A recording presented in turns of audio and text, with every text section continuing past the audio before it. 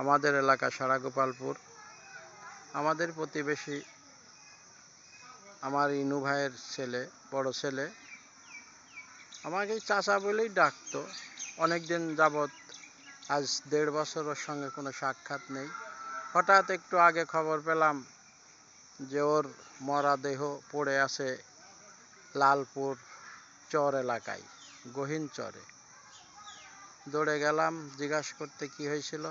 পরে খবর পেলাম যে রাত্রের গোলাগুলিতে সাবুল গুলিবিদ্ধ হয়ে মারা গিয়েছে। বর্তমানে সে রয়েছে পুলিশ নৌবাহিনীর হেফাজতে। এখন আইনি প্রক্রিয়ার শেষে লাশ হয়তোবা প্রশাসনিকভাবে হস্তান্তর করবে তার অভিভাবকের কাছে। তো দুঃখজনক এটাই যে বেদনাজনক যে আমরা যেন সতর্কভাবে চলি, অন্যায়ের সঙ্গে জড়িত না হই। যে যেখান থেকে পারবেন এই খবরটা অন্যকে পৌঁছানোর ব্যবস্থা করবেন, যাতে সবাই ভালোভাবে চলার চেষ্টা করে। ধন্যবাদ।